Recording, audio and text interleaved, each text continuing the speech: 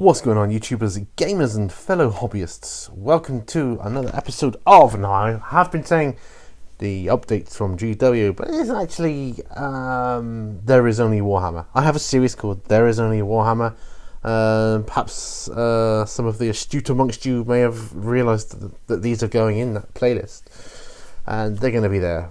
I'm going to keep them there so that when further future editions and all that kind of thing come out in years to come, I can look back and go, haha, they did used to do that. But anyway, yeah, I don't know why I'm saying that. But time for another faction focus, the Drukhari. Yeah, got some Dark Eldar stuff for us here. Right, you know what's going to happen, so here we go. Continuing our faction focus series for the new Warhammer 40,000, Frankie returns to tell us about what we can expect from the Dark Eldar, or the Drukhari, as they call themselves. It's going to be interesting what they do with these after the, I have to say, bit of a of the towel. So we'll see anyway. Let's see what they say. Yeah. Talk about Frankie. We know all about him. Anyway, let's get on with it. Drukhari, also known as the Dark Eldar, are absolutely my favourite faction due to their background. They are like space pirates of the roughest sort, mixed with a dash of maniacal arena combatants, sprinkled with the bizarre and terrifying homunculus covens. Well, yeah, they are a bit terrifying, I have to say. This forms a potent cocktail of evil, which I'm sure we can all agree is awesome. They constantly fight amongst themselves for political power and to gain status by any means possible. When not stabbing one another in the back, they stage horrific raids into real space for slaves and treasure. They must constantly seek ways to preserve their lifespans, as they do not have the protection of the infinity circuit used by their craft-world kin to shield their spirits from Slanesh when they die. Right, yeah. I can see why they're a bit annoyed. Drukhari do not currently get a lot of attention on the top competitive tables. They can struggle to make it into close combat and often get cut down by Overwatch before they get to swing. Their shooting, while potentially deadly, relies heavily on their poisoned weapons, which suffer against many armies. Before we go on, they're not the only ones that suffer trying to get into close combat. We all get shot down by Overwatch before we get into combat. Come on. Anyway, let's continue. What I want is raiders flying around with guys shooting poison needles out of the back. I want close combat units that are feared and some cool, hopefully extra dirty, tricks I can use to gain unfair advantage during battle, as is befitting of a low-down, dirty space pirate. Okay, we're getting to it now. In the new Warhammer 40,000, raiders are exactly what they should be. They are blisteringly fast, open-top transports that deliver warriors where you need them but remain a little fragile. Open-top vehicles allow you to shoot out of them still, which is a massive benefit. You can even fire pistol weapons out of the vehicle when it is engaged in close combat. However, raiders are nowhere near the paper-thin death traps they could be in the past. Venoms as well are absolutely fantastic vehicles, and due to the changes to the core rules of the game, all of their weapons now have at least a chance to hurt even resilient vehicles on a 6 to wound, representing that lucky hit through a vision slit or punching through a weakened section of armour. These vehicles are restored to glory, allowing you to zoom around the battlefield and get your troops into key positions. They are also armed with strong weapons beyond splinter cannons. You can have a Dark Lance, which also gives you a serious punch to open other people's transports or take down large creatures with a strength of 8, an AP of -4 and D6 damage. Or you can go with the Disintegrator Cannon, which has 3 shots that all do 2 damage at AP -3. With a toughness value and wounds, these vehicles are also much more durable. Lastly, these vehicles have a 5+ invulnerable save versus shooting attacks, which will help when getting blasted by heavy weapons. They ignore the -1 penalty to shooting heavy weapons after moving, keeping them agile. You can imagine how potent Ravagers will be with these rules. I don't reckon they will be that awesome, personally. I don't think they will.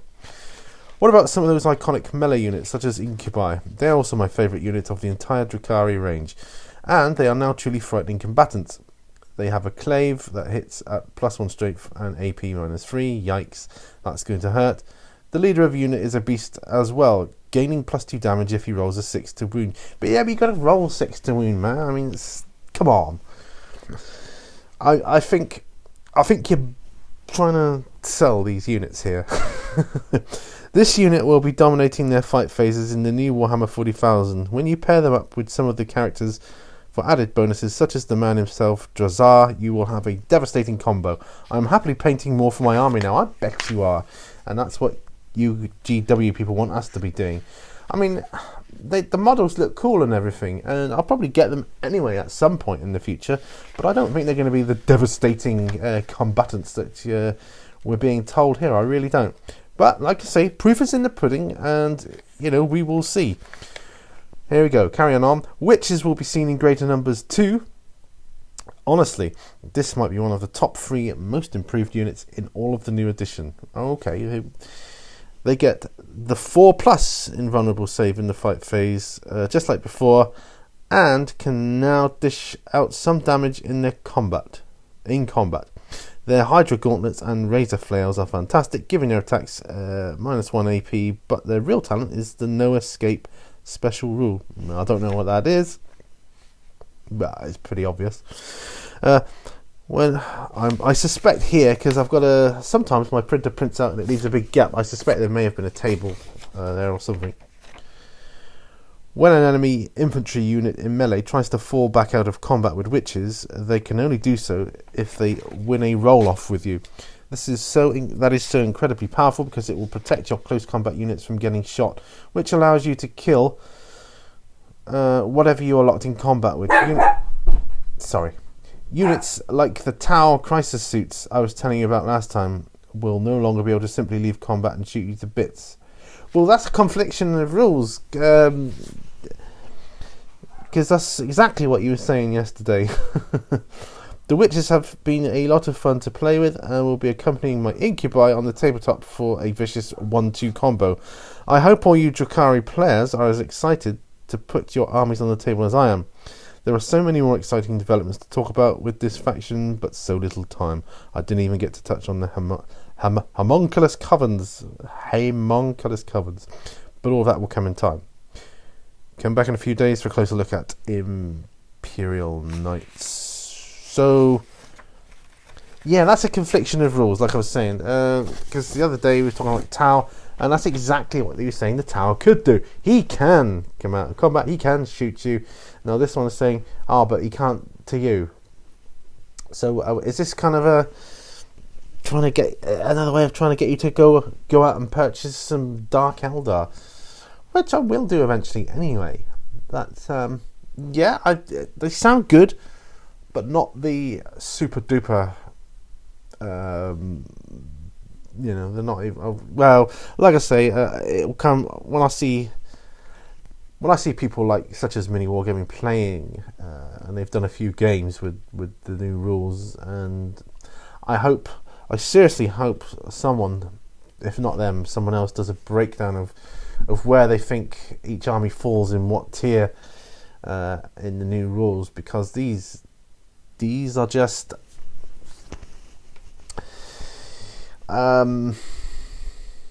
it just seems, it feels like they're saying, look, this faction is really, really cool, go and get this faction. Hopefully everybody does, that's what they're hoping for. And then later on they're saying, aha, but this faction counteracts that from that one. So what you really want is this. Is it a really clever way to try and get us to buy more models, or attempt to? I don't know. Part of me thinks yes, part of me thinks no. Part of me thinks yes, because it's a business thing, it makes business sense for them to do that. Part of me thinks no, because we're not that silly.